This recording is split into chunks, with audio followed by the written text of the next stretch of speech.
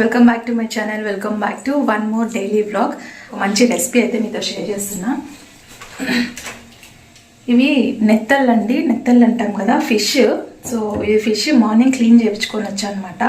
So బయట పోయిన voice అనేది కొంచెం డిస్టర్బెన్స్ చేస్తుంది, కొంచెం ఓపిక బట్టి వినండి. సో ఇది నెత్తళ్ళు అంటాం కదా, అది ఫిష్. ఇప్పుడైతే ఇది కొంచెం ఇగురు పెడుతున్నా అనమాట. సో దానికోసం కావాల్సిన ఇంగ్రీడియంట్స్: ధనియాలు అయితే వేగిపోయాయి. ఎక్కువసేపు నేను మాటల్లో పడితే మర్చిపోతాను అనమాట, అవి కాస్త మాడిపోతాయి. సో ధనియాలు వేపుకుంటున్నాను, ఇక్కడ లో ఫ్లేమ్లో పెట్టుకొని వేపుకుంటున్నాను. సో ఎందుకంటే నేను తెలుసు కదా, ఇక్కడ మాట్లాడుకుంటే ఇక్కడ ఏముందో మర్చిపోతాను. సో నెక్స్ట్ జీలకర్ర. ఎక్కువ హెవీ మసాలా ఏం కదండి, ఎక్కువ ప్రాసెస్ కూడా కాదు, 5 minutesలో అయిపోతుంది అనమాట నెత్తళ్ళు ఇగురు. సో జీలకర్ర వేగిపోయింది. అండ్ కొంచెం మెంతులు.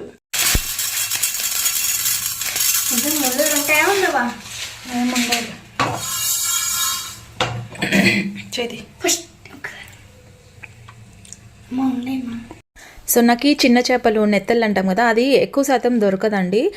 నాకు ఈరోజు దొరికాయి కాబట్టి నేను తీసుకెళ్ళి ఫ్రిడ్జ్లో పెట్టాను అనమాట. అవి గడ్డలాగా ఐస్ గడ్డ కట్టిపోయింది.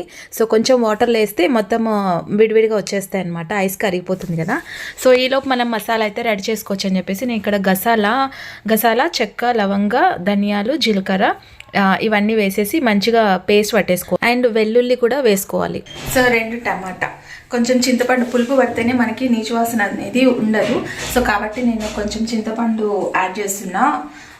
ఒక పెద్ద నిమ్మకాయ సైజ్ అంతా చింతపండు తీసుకున్నాను. 2 టమాటాలు అండ్ జీలకర్ర, మెంతులు, ధనియాలు. సో కొంచెం గసాల, ఉల్లిపాయ అండ్ ఎల్లిపాయ, అంటే ఆనియన్, గార్లిక్, ఇవి 2.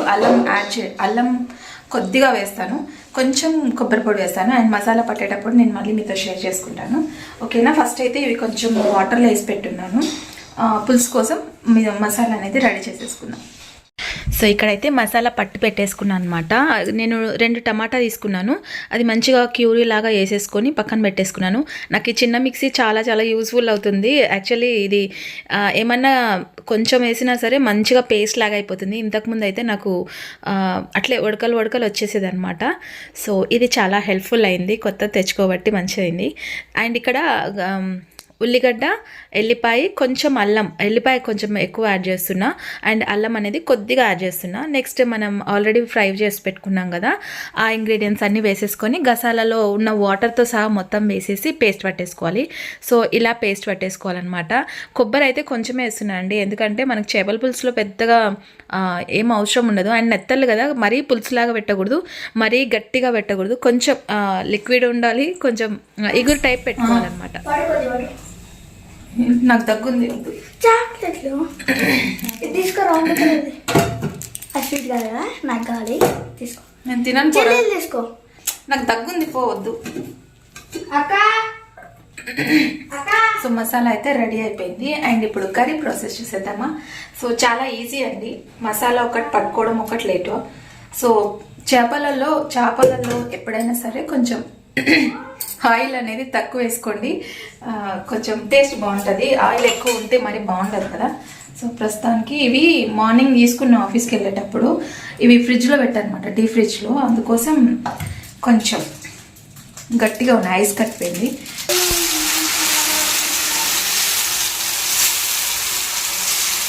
సో ఆయిల్ హీట్ ఎక్కిన తర్వాత మనం ఆల్రెడీ రెడీ చేసి పెట్టుకున్నాం కదా, ఉల్లిపాయ, గార్లిక్, ధనియా అన్నీ కలిపి పేస్ట్ చేసాము. సో అది వేసుకొని ఆయిల్లో బాగా మగ్గించుకోవాలి. ఇది బాగా మగ్గిన తర్వాత దీంట్లోనే ఉప్పు, కారం, పసుపు అన్నీ వేసేసుకొని ఆయిల్లో మనకి ఫ్రై అవ్వడం వల్ల కారం అనేది కొంచెం మంచి కలర్ వస్తుంది అండ్ పచ్చివాసన అనేది పోతుంది అనమాట. అందుకే నేను ఎక్కువ శాతం నాన్ వెజ్లలో వేసినప్పుడు ఆయిల్లోనే వేస్తాను నేను కారము. నెక్స్ట్ మనం టమాటా క్యూరీ ఉంది కదా, అది కూడా యాడ్ చేసేసుకోవాలి. సో యాడ్ చేసుకొని మనకి అంటే చూడడానికి కొంచెం అనిపిస్తుంది కదా, కానీ మాకు అండ్ అమ్మ వాళ్ళకి అందరికి 2 ఫ్యామిలీస్కి సరిపోయేంతగా వస్తుందండి. సో మరి అంత మనం గట్టిగా చేయం కాబట్టి ఇది కొంచెము నాకు ఈ బాణీలో ఏమంటే పులుసు పెట్టడానికి ఈజీగా ఉంటుంది అండ్ చేపలు అనేది ఫ్రీగా బాయిల్ అవుతాయి అన్నమాట. అది బాగా మగ్గిచ్చేసుకున్న తర్వాత నెక్స్ట్ ఇక్కడ చింతపండు పులుసు, అంటే మనకి పులుపు నైట్ టైం కదా, కొంచెం పులుపు తక్కువ తినడం బెస్ట్. సో కాబట్టి నేను కొంచెం పులుపు అనేది యాడ్ చేస్తున్నా. సో మీకు ఎంత పులుపు కావాలో అంత యాడ్ చేసుకోవచ్చు. అండ్ మనం పెట్టేది ఇగురు కాబట్టి వాటర్ క్వాంటిటీ కొంచెం చూసి యాడ్ చేసుకోవాలి. చేపలు మునిగేంతగా వేసుకుంటే సరిపోతుంది. అండ్ మీరు గమనిస్తే నేను కొబ్బరి అనేది చాలా తక్కువ వేస్తున్నాను, అంటే కొంచెం యాడ్ చేస్తున్నాను. సో మరి నాకు థిక్ అనిపించి కొన్ని వాటర్ అనేది యాడ్ చేస్తున్నా, ఎందుకంటే అమ్మ వాళ్ళకి మనకి కావాలి కాబట్టి. నైట్ ఒక్కటేనండి, ఇది థర్స్డే రోజు నైట్ చేస్తున్నా యాక్చువల్లీ నేను ఈ పులుసు.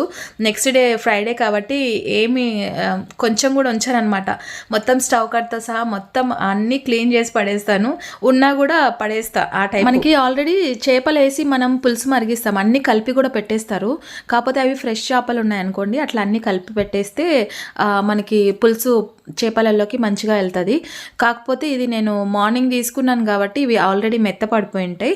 కాబట్టి మనకి ఫస్ట్ పులుసు మరిగించిన తర్వాత నెక్స్ట్ చేపలు అనేది నీచు వాసన రాకుండా ఉండడానికి సాల్ట్ వాటర్లోంచి తీసి పులుసులో వేసేస్తున్నాను. కానీ వితిన్ 5 minutesలో ఇవి మంచిగా కుక్ అయిపోతాయి, చాలా టేస్టీగా అయితే రెడీ అయిపోయింది. ఇది మెత్తలు కదా, కొంచెం మెత్తగా ఉంటాయి. ఒక 10 minutes, ఖచ్చితంగా 10 minutes. అంటే మనకి పులుసు ఉడికిన తర్వాత ఈ మెత్తలు వేసుకుంటే కొంచెం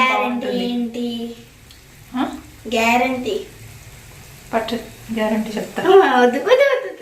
ఇప్పుడే 2 సార్లు తాగిన పులుసు.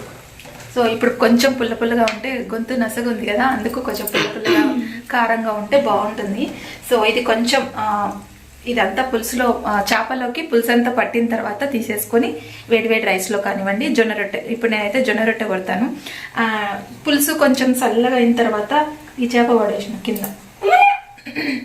పులుసు కొంచెం చల్లగా అయిపోయిన తర్వాత రొట్టె కొట్టుకొని తింటే చాలా బాగుంటుంది. సో ప్రస్తుతానికి చేపల్ని అలా ఫ్రీగా వదిలేద్దాం. మాటికి దీన్ని దేవుతూ ఉంటే మొత్తం పోతుంది అనమాట. కాబట్టి దాన్ని ఏం కదిలించకూడదు. సో వదిలేసి రొట్టె కొట్టుకొని తినేసేయచ్చు. రా. కానీ నేను జొన్న రొట్టె అయితే కొట్టలేదండి, బయట నుంచి తెప్పించుకున్నాను. ఎందుకంటే జొన్న రొట్టె కొట్టడానికి బాడీ సహకరించలేదనమాట. నెక్స్ట్ డే ఫ్రైడే కదా, మళ్ళీ కొంచెం పని ఉంటుంది. రొట్టె కొడితే ఇంకా గలీజ్ అయిపోతుంది అనమాట స్టవ్ కట్ట. అందుకోసం ఇంకా నేను బయట నుంచి తెప్పించుకున్న రొట్టెలు అయితే నాకోటి మా వారికోటి. సో రెగ్యులర్గా తెప్పించుకొని కొంచెం ఎక్కువ హెవీ వర్క్ అట్లా ఉన్నప్పుడు మటుకు తెప్పించుకుంటాను అనమాట. సో పులుసు అయితే చాలా బాగుంది. ఎప్పుడైనా చేపల పులుసు నెక్స్ట్ డేకి, అంటే మనం చేసినప్పుడు కంటే నెక్స్ట్ డేకి టేస్ట్ సూపర్గా ఉంటుంది. అంటే మనం అలవాటు అనమాట అలా తినడము. సో ఎవరైనా సరే చేపల పులుసు చేసిన రోజు కంటే నెక్స్ట్ డే బాగుంటుంది కదా. సో నాకైతే చాలా ఇష్టం అట్లా. అండ్ పులుసు ఒకటే అండి, పెద్ద చేపలు అయితే మటుకు నేను ఓన్లీ దాని తల తప్ప వేరే ఏం తినను. సో ఇక్కడ మా వాడు కష్టపడి ముళ్ళులు ఎక్కడ గుచ్చుకుంటాయో అని చెప్పేసి అట్లా తింటున్నాడు. మా ఇంట్లో ఒక మంచి పద్ధతి ఏంటంటే, ఎంత మంచి రెసిపీ చేసినా సరే ఇది బాగుంది అని చెప్పి కాంప్లిమెంట్ ఇచ్చేవాళ్ళు లేరనమాట. నేనే అడుక్కోవాలి ఎలా ఉంది అని చెప్పేసి. సో ఇంకా నైట్ డిన్నర్ అయిపోయిన తర్వాత ఇక్కడ స్టవ్ కట్ట అన్నీ కడిగేసుకొని బయట కూడా వాష్ చేసేసుకుంటున్నాను అనమాట. మొన్న మనం పండక్కి గడప అవి అన్నీ పూజ అయితే చేయలేదు కదా. సో ఈరోజు ఫ్రైడే రోజు కొంచెం నీట్గా చేసేద్దామని చెప్పేసి ఇంకా బయట క్లీనింగ్ అయితే పెట్టుకున్నాను. అప్పటికే టైం 9:30, 10 వస్తుందండి. చాలా చలిగా అనిపిస్తుంది. కొంచెం హెల్త్ బాగాలేదంటే చాలు మనకి ఎట్లా ఉంటుందంటే, మనది ఏం పని చేయకూడదు, ఇంకా జస్ట్ అట్లా తినాలి పడుకోవాలి అన్న ఫీలింగ్ వస్తుంది. కానీ నైట్ మెడిసిన్ వేసుకున్నాను, ఎందుకంటే మళ్ళీ మార్నింగ్ లేయాలి కదా. అర్లీ మార్నింగ్ లేయాలి. నేను 4 o'clockకి అలారం పెట్టుకున్నాను. బట్ లేస్తానో లేదో తెలీదు. సో ఉంటే నార్మల్ టైంలో అయితే నిద్ర పట్టదు, కానీ ఇలాంటి ఏమన్నా వర్క్ ఉన్నప్పుడు మటుకు మంచిగా నిద్ర వచ్చేస్తుంది. అది ఒక బ్యాడ్ హ్యాబిట్ ఉంది నా దగ్గర. అండ్ ఇక్కడ క్లీనింగ్ అయిపోయిన తర్వాత మొత్తం ఇంకా పక్కన పెట్టేసుకోవాలి రేపటి కోసము. సో ఎర్లీ మార్నింగ్ లేచి ఇంకా నేను పూజ వ్లాగ్ ఏం షూట్ చేయలేదండి, ఎందుకంటే ఆల్రెడీ నేను చాలాసార్లు షేర్ చేసి ఉన్నాను కాబట్టి నేను ఇంకా ఏం షేర్ చేయలేదనమాట. అందులో 4 o'clockకి లేచి నేను ఫాస్ట్గా రెడీ చేసుకోవాలి కదా.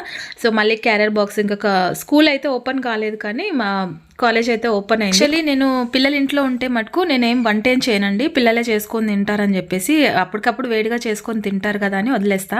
ఇప్పుడు బాక్సెస్ రెడీ చేయాలి ఇంకా. హలో అండి, అందరికీ గుడ్ మార్నింగ్. ఈరోజు ఫ్రైడే అయితే కలసం మార్చేసాను అనమాట. సో పూజ అయితే ఫ్రైడే పూజ అయితే కంప్లీట్ చేసేసుకున్నా.